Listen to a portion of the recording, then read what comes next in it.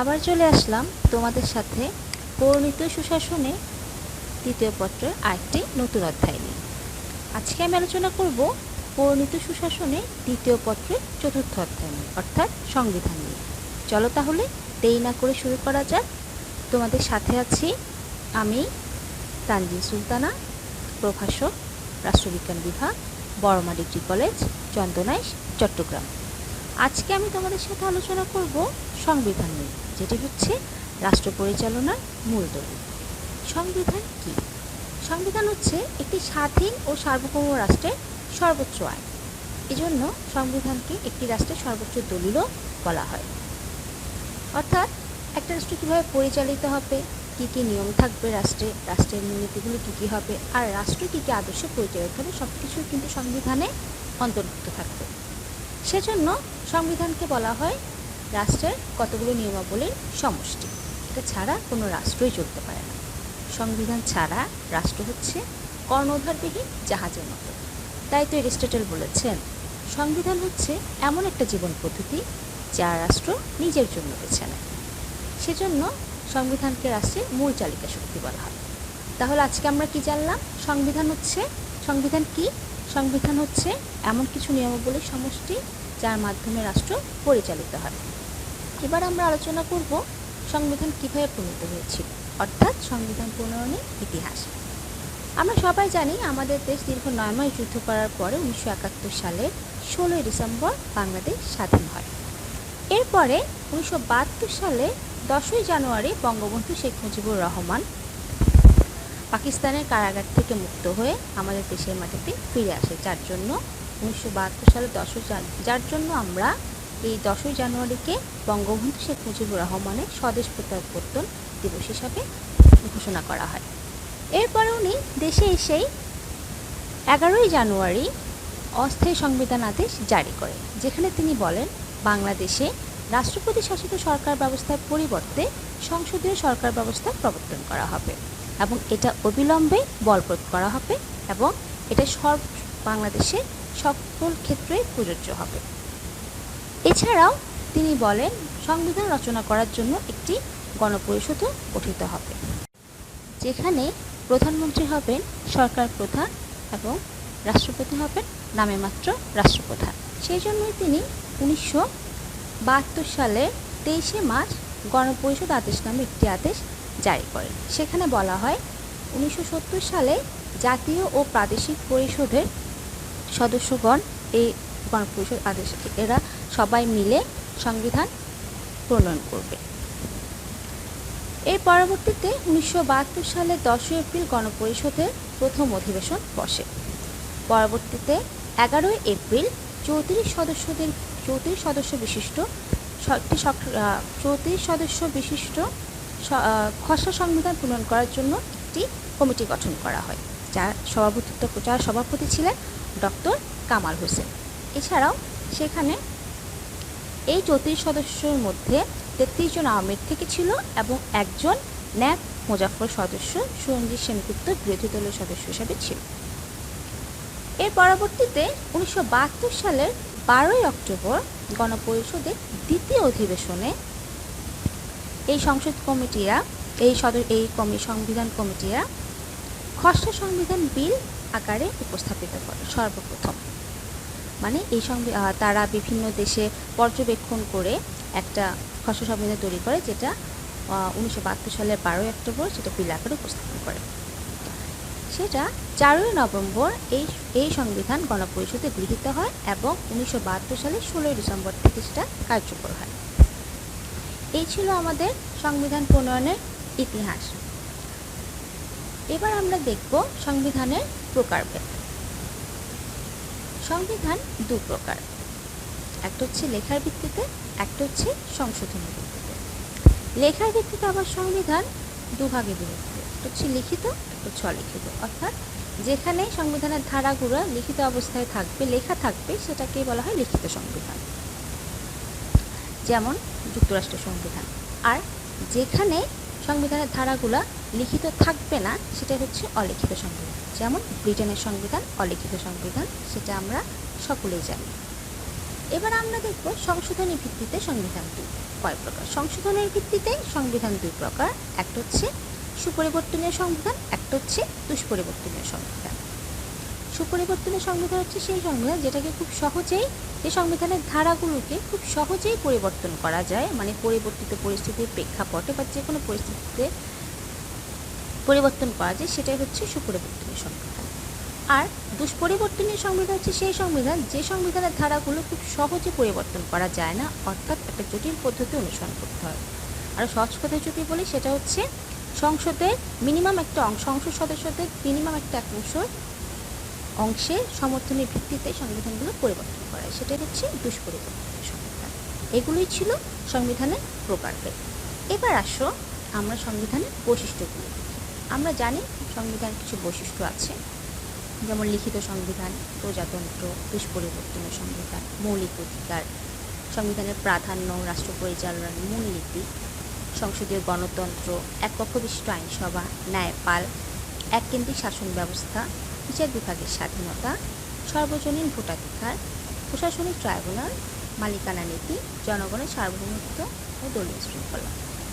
এবার আসো এই বৈশিষ্ট্যগুলোকে আমরা একটু ব্যাখ্যা করি, একটু ভালোভাবে জেনে নিই। লিখিত চলি। আমরা জানি বাংলাদেশের সংবিধান হচ্ছে লিখিত সংবিধান। এখানে 153টি অনুচ্ছেদ আছে, যেখানে এবং 11টি ভাগ আছে। এছাড়াও এখানে একটি প্রস্তাবনা সহ 4টি তফসিল, যা বর্তমানে এই তফসিলের সংখ্যা 7টি, ঠিক আছে। এছাড়াও এই সংবিধান হচ্ছে 82 পৃষ্ঠা সংবলিত। এছাড়াও সরকারের 3টা বিভাগ, আমরা জানি যে সরকারের 3টা বিভাগ আছে, সেগুলো হচ্ছে আইন বিভাগ, শাসন বিভাগ, বিচার বিভাগ। এগুলো সহ গুরুত্বপূর্ণ যে পদের অধিকারী, যেমন রাষ্ট্রপতি, প্রধানমন্ত্রী, স্পিকার, প্রধান বিচারপতি, অ্যাটর্নি জেনারেল সহ অন্যান্যদের ক্ষমতা, কার্যাবলী সব কিছু কিন্তু সেখানে সুস্পষ্টভাবে লিপিবদ্ধ থাকে আছে। সংবিধানের প্রথম ভাগে প্রজাতন্ত্রের কথা বলা হয়েছে। সেখানে বাংলাদেশ হবে একটি প্রজাতান্ত্রিক রাষ্ট্র, যেখানে রাষ্ট্রপ্রধান হবেন রাষ্ট্রপতি, যিনি জাতীয় সংসদের সদস্য দ্বারা নির্বাচিত হবে। রাষ্ট্রপ্রধান নায়ামাত্র রাষ্ট্রপ্রধান হলো তার নামে কিন্তু শাসন কার্য পরিচালিত হবে। সংবিধানের দ্বিতীয় ভাগে রাষ্ট্র পরিচালনার মূলনীতিগুলোর কথা বলা হয়েছে। সেখানে বলা হয়েছে সংবিধানে জাতীয়তাবাদ, গণতন্ত্র, সমাজতন্ত্র ও ধর্মনিরপেক্ষতা, এই 4টিকে মূলনীতি হিসাবে ঘোষণা করা হয়েছে। সংবিধানের তৃতীয় ভাগে বলা হয়েছে মৌলিক অধিকার। আমরা সকলেই জানি আমাদের ব্যক্তিত্ব বিকাশের জন্য মৌলিক অধিকার খুব জরুরি, তাই সংবিধানে এটাকে নিয়ে এটা তৃতীয় ভাগে লম্বা করে একটা তালিকা আছে মৌলিক অধিকারের। আমাদের যে মৌলিক অধিকারগুলো আছে, যেমন জীবন ধারণের অধিকার, চলাফেরার অধিকার, পেশার অধিকার, ঠিক আছে, এগুলি সব কিন্তু ওখানে লিপিবদ্ধ আছে সংবিধানে। আর সংবিধানের আরেকটা বৈশিষ্ট্য হচ্ছে বাংলাদেশের সংবিধানে লেখা আছে যে বাংলাদেশ হবে এককেন্দ্রিক শাসন ব্যবস্থা, হচ্ছে বাংলাদেশ এককেন্দ্রিক রাষ্ট্র হিসাবে প্রবর্তিত হবে, ঠিক আছে, যেখানে কেন্দ্রীয় সরকারেরই সকল ক্ষমতা প্রদান করা হবে। আমরা জানি যে এককেন্দ্রিক শাসন ব্যবস্থায় কেন্দ্রের কাছে সকল ক্ষমতা থাকে এবং কেন্দ্রের সকল ক্ষমতা কেন্দ্র থেকেই সকল শাসন কার্য পরিচালিত হয়, সেটাই বলা হয়েছে এখানে। এরপরে আরেকটা বৈশিষ্ট্য হচ্ছে সাংবিধানিক প্রাধান্য, অর্থাৎ সাংবিধানিক বিধিবিধানকে এখানে দেশের সর্বোচ্চ আইন হিসাবে ঘোষণা করা হয়। কারণ আমরা আগেই বলছি সংবিধান হচ্ছে একটা দেশের সর্বোচ্চ আইন। প্রজাতন্ত্রের সকল ক্ষমতার অধিকারী জনগণ, আর জনগণের পক্ষে এসব ক্ষমতার প্রয়োগ কেবল সংবিধানের অধীনে এবং এর ভিত্তিতে কার্যকর হবে। এবার আসো আরেকটা বৈশিষ্ট্য দেখা যায়, সেটা হচ্ছে সংসদীয় পদ্ধতির সরকার, অর্থাৎ বাংলাদেশে সংসদীয় বা মন্ত্রী পরিষদ সহিত সরকার ব্যবস্থা প্রবর্তন করা হয়, মানে যেখানে প্রধানমন্ত্রীর নেতৃত্বাধীন মন্ত্রী পরিষদ দেশ পরিচালনা করবে এবং তা জাতীয় সংসদের কাছে একক ও যৌথভাবে তার নিজেদের কাজের জন্য জবাবদিহি করতে বাধ্য, মানে আইনসভার কাছে, ঠিক আছে, কারণ এখানে আইনসভা হচ্ছে সার্বভৌম। এবার আমরা একটা বৈশিষ্ট্য দেখি, সেটা হচ্ছে এক কক্ষ বিশিষ্ট আইনসভা, অর্থাৎ বাংলাদেশের সংবিধান হবে এক কক্ষ বিশিষ্ট আইনসভা, আর বাংলাদেশের আইনসভার নাম হবে জাতীয় সংসদ। এখানে বলা হয়েছে জাতীয় সংসদের সদস্য সংখ্যা হবে 315 জন, যেটা বর্তমানে 350 জন আছে। এখানে 300 জন সরাসরি নির্বাচিত হবে, নির্বাচিত জনপ্রতিনিধি হবে, আর বাকিজন হবে নারী সদস্য, ঠিক আছে। বাকি 15 জন, যেখানে বর্তমানে নারীর সদস্য সংখ্যা হচ্ছে 50 জন, যেখানে মানে এই 50টা আসন নারীদের জন্য সংরক্ষিত আছে, ঠিক আছে। এবার দেখো সংবিধান আরেকটা বৈশিষ্ট্য, বাংলাদেশের সংবিধান হচ্ছে দুষ্পরিবর্তনের সংবিধান। আমি আগেই বলেছি যে সংবিধান এক লিখিত হয়, ঠিক আছে, আর একটা সুপরিবর্তন বা দুষ্পরিবর্তন যে কোনো একটা হয়। সেই হিসাবে বাংলাদেশের সংবিধান হচ্ছে দুষ্পরিবর্তন সংবিধান, মানে বাংলাদেশের সংবিধানকে সহজে চেঞ্জ করা যায় না। এক্ষেত্রে শুধুমাত্র জাতীয় সংসদে 2/3 ভোটেই সমর্থন হলেই যে কোনো ধারা পরিবর্তন, সংশোধন বা বাতিল করা যায়। আরেকটা হচ্ছে বাংলাদেশের সংবিধানে বিচার বিভাগের স্বাধীনতা নিশ্চিত করা হয়েছে। বাংলাদেশ সংবিধানে বলা হয়েছে মৌলিক অধিকার সংরক্ষণে রক্ষক হচ্ছে বিচার বিভাগ।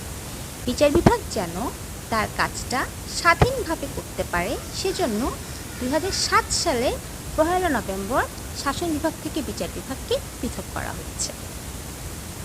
বাংলাদেশের সংবিধানে বলা হয়েছে জনগণই সকল ক্ষমতার উৎস, অর্থাৎ জনগণ প্রত্যক্ষ বা পরোক্ষ প্রতিনিধি নির্বাচনের মাধ্যমে রাষ্ট্রীয় ক্ষমতা পরিচালনা করবে। যেহেতু জনগণই সকল ক্ষমতার উৎস, মানে জনগণের সার্বভৌমত্বের কথা বলা হয়েছে। এখানে বাংলা সংবিধান আরেকটা বিধান রাখা হচ্ছে, ন্যায়পালের বিধান রাখা হয়েছে, ঠিক আছে। এই ন্যায়পাল সংসদ আইনের মাধ্যমে ন্যায়পাল সৃষ্টি করবে, আর ন্যায়পালে সুপ্রিম কোর্টের বিচারকের মতো ক্ষমতা অধিকারী হবে। এর কাজ হচ্ছে কি, সরকারের যে কোনো কর্তৃপক্ষের বিরুদ্ধে যদি কোনো অভিযোগ আনা হয় সেটা শোনা, তাকে শাস্তি দেওয়া অথবা নেপালের কাছে জবাবদিহি করতে যে কেউ বাধ্য থাকবে। এছাড়া বাংলাদেশের সংবিধানে প্রাপ্তবয়স্ক নাগরিকের সর্বজনীন ভোটাধিকার প্রদান করার কথা বলা হয়েছে। সেখানে বলা হয়েছে জাতি, ধর্ম, বর্ণ নির্বিশেষে 18 বছর বয়স হলেই যে কোনো নাগরিককে ভোটাধিকার প্রয়োগের জন্য ভোটাধিকার দেওয়া হবে। প্রশাসনিক ট্রাইব্যুনাল, 1972 সালের সংবিধানের আরেকটা বৈশিষ্ট্য হলো প্রশাসনিক ট্রাইব্যুনাল গঠনের ব্যবস্থা করা। এটাকে সাধারণত বিচার ব্যবস্থা যেটা সেটার থেকে পৃথক রাখা হয়, আর সরকারি যে কর্মকর্তা আছে আর যে রাষ্ট্রায়ত্ত যে প্রতিষ্ঠানগুলো আছে সেই সমস্ত কর্মকর্তাদের নিয়োগ কীভাবে নিয়োগ হবে, ঠিক আছে, তাদের প্রমোশন মানে পদোন্নতি, এছাড়াও তারা যদি কোনো কাজ করে, ঠিক আছে, মানে যেটা শাস্তিমূলক কাজ, ঠিক আছে, তাদেরকে সেই শাস্তি দেওয়া ইত্যাদি বিষয়ে সুরাহা এর এখতিয়ার, মানে ওখানে সব কিছু দেখা যাচ্ছে কীভাবে এগুলো সুরাহা করা যাবে। এরপরে আরেকটা সংবিধানের বৈশিষ্ট্য হচ্ছে বাংলাদেশের সংবিধানে মালিকানা নীতি, অর্থাৎ বাংলাদেশ সংবিধানে মালিকানা নীতি স্বীকৃত আছে। এখানে 3 ধরনের মালিকানার কথা বলা হয়েছে, একটা হচ্ছে রাষ্ট্রীয়, একটা হচ্ছে সমবায়, আর একটা হচ্ছে ব্যক্তিগত মালিকানা। তবে সমবায় ব্যক্তিগত মালিকানা রাষ্ট্রের নিয়ন্ত্রণাধীনে ভোগ করা হবে। শেষে যে বৈশিষ্ট্যটা আছে সেটা হচ্ছে সংবিধানের 70 নং অনুচ্ছেদে দলীয় শৃঙ্খলা যেটা সেটার উপর গুরুত্ব আরোপ করা হয়েছে। সেখানে বলা হয়েছে কোনো সংসদ সদস্য যদি নিজ দল ত্যাগ করে বা সংসদের বিরুদ্ধে ভোট দেয়, বিপক্ষে ভোট দিলে তার আসন শূন্য বলে বিবেচিত হবে। এগুলো ছিল সংবিধানের বৈশিষ্ট্য। আশা করছি তোমরা বুঝতে পেরেছ। এবার আমরা দেখব সংবিধানের মৌলিক অধিকারগুলো। সংবিধানের 27 অনুচ্ছেদ থেকে শুরু করে 47 অনুচ্ছেদ পর্যন্ত মৌলিক অধিকারগুলো লিপিবদ্ধ আছে। এবার দেখা যাক মৌলিক অধিকারগুলো কী মৌলিক অধিকার লিপিবদ্ধ আছে। আইনের দৃষ্টিতে সমতা, আইনের দৃষ্টিতে সকলে সমান, মানে আইন সকলের জন্যই সমান। ধর্ম, বর্ণ প্রভৃতির কারণে বৈষম্য করা যাবে না, ধর্ম, বর্ণ নির্বিশেষে কারোর সাথে কোনো ধরনের বৈষম্য করা যাবে না। সরকারি নিয়োগ লাভের সুযোগের সমতা, অর্থাৎ তুমি তোমার যোগ্যতা অনুযায়ী তুমি কাজে যোগ দিতে পারবে বা তুমি কাজে অ্যাপ্লাই করতে পারবে, এক্ষেত্রে সকলেই সমান সুযোগ পাবে। এবং এক্ষেত্রে একটা কথা বলে নিই, যারা সুবিধাবঞ্চিত যারা আছে, অনগ্রসর যারা আছে, ঠিক আছে, ওদের জন্য রাষ্ট্র ব্যবস্থা গ্রহণ করবে অনগ্রসর শ্রেণীর জন্য। বিদেশি খেতাব গ্রহণ নিষিদ্ধকরণ, মানে তুমি রাষ্ট্রপতির অনুমোদন ছাড়া কোনো ধরনের বাংলাদেশের কোনো নাগরিক বিদেশি রাষ্ট্রপতি কোনো ধরনের উপাধি, সম্মান, খেতাব গ্রহণ করতে পারবে না। সকলে জাতি, ধর্ম, বর্ণ নির্বিশেষে সকলেই আইনের আশ্রয় লাভের অধিকার পাবে, ঠিক আছে। এখানে কোনো ধরনের বৈষম্য করা যাবে না, না সম্প্রদায় ভিত্তিক না বর্ণ ভিত্তিক, কোনোভাবে না। অর্থাৎ আইনের আশ্রয় লাভে একজন ধনী ব্যক্তি যেরকম পাবে, একজন গরিব ব্যক্তি সেরকমই আইনের আশ্রয় লাভের অধিকার পাবে। এছাড়াও এখানে বলা হয়েছে জীবন ও ব্যক্তি স্বাধীনতার অধিকার রক্ষণ, ঠিক আছে, এটাও সংবিধানের মৌলিক অধিকারে বলা হয়েছে। গ্রেপ্তার ও আটক সম্বন্ধে রক্ষা কবচ, কোনো কারণ না দেখিয়ে কাউকে গ্রেপ্তার বা আটকে রাখা যাবে না। জবরদস্তিমূলক কোনো ধরনের কাজে তোমাকে কোনো ধরনের কাজে তোমাকে জবরদস্তি করে তোমাকে কাজ করতে বলা যায়, মানে জবরদস্তি শ্রম নিষিদ্ধ করা, তোমাকে জোরপূর্বক কোনো কাজ করানো যাবে না। বিচার ও দ্বন্দ্ব সম্পর্কে এক্ষেত্রে বলা হয় প্রত্যেকেই ন্যায় বিচার পাবে। আর দ্বন্দ্বের ক্ষেত্রে কথা হচ্ছে একজন ব্যক্তিকে নিজের বিরুদ্ধে সাক্ষী দেওয়ার জন্য জোর করা যাবে না। আর আরেকটা হচ্ছে একই অপরাধের জন্য তাকে বারবার শাস্তি দেওয়া যাবে না, ঠিক আছে। এরপরে আরেকটা দেখো, আরেকটা অধিকার হচ্ছে চলাফেরার অধিকার, মানে চলাফেরার স্বাধীনতা। এক্ষেত্রে রাষ্ট্র যতটুকু এমন কিছু সীমানা আছে বা যেখানে রাষ্ট্র নিষেধ করে যে ওদিকে যাওয়া যাবে না, ওগুলো ছাড়া তুমি বাংলাদেশে যে কোনো জায়গায় চলাফেরা করতে পারবে, এছাড়া তুমি বাংলাদেশও ত্যাগ করতে পারবে। এক্ষেত্রে তুমি যখন আবার বাংলাদেশে প্রবেশ করবে সেটা পূর্ণ প্রবেশ হিসেবে গণ্য হবে, মানে তুমি পূর্ণ প্রবেশ করবে। যে সংবিধানে ধর্মের অধিকারের কথা বলা হয়েছে, প্রত্যেকে যে যার ধর্ম পালন করবে, কেউ কারো ধর্ম পালনে বাধা দিবে না। তুমি যে কোনো সভা সমাবেশে যেতে পারবে বা যে কোনো শোভাযাত্রায় অ্যাটেন্ড করতে পারবে, সমবেত হতে পারবে, এটা তোমার অধিকার। তুমি যে কোনো ধরনের সংগঠন বা সমিতি গঠন করতে পারবে, তোমাকে এই অধিকারটা এটা সংবিধান লেখা আছে যে সংগঠনের স্বাধীনতা, মানে তুমি যে কোনো ধরনের সংগঠন গঠন করতে পারবে, সমিতি গঠন করতে পারবে। চিন্তা ও বিবেকের স্বাধীনতা, সংবিধানে চিন্তা ও বিবেকের স্বাধীনতার কথা বলা হয়েছে। তুমি এক্ষেত্রে তোমার নিজস্ব চিন্তা ভাবনা করার স্বাধীনতা তোমাকে দেওয়া হয়েছে। এছাড়াও সংবাদপত্রের স্বাধীনতার কথাও মৌলিক অধিকারে বলা হয়েছে। প্রত্যেকেই তার ইচ্ছে অনুযায়ী পেশা গ্রহণ করতে পারবে। এছাড়াও যে কেউ ইচ্ছে করলে ব্যবসা বা কারবারের মাধ্যমে মানে ব্যবসাও করতে পারে, ঠিক আছে। অধিকারটুকু তাকে দেওয়া হয়েছে। সম্পত্তির অধিকার, যে যার মতো সম্পত্তি অর্জন করতে পারবে, ক্রয় করতে পারবে, ইচ্ছে করে বিক্রি করতে পারবে, ইচ্ছে করে স্থানান্তরিত করতে পারবে, ঠিক আছে, কাউকে দিয়ে ফেলতে পারবে, এটা সম্পূর্ণই তার অধিকার, ঠিক আছে। এই সম্পত্তির অধিকারটা সংবিধানে লিপিবদ্ধ আছে। গৃহ ও যোগাযোগের রক্ষণ, তুমি তোমার নিজ গৃহে নিরাপদে থাকবে, তোমাকে নিজ গৃহ থেকে কেউ বের করে দিতে পারবে না।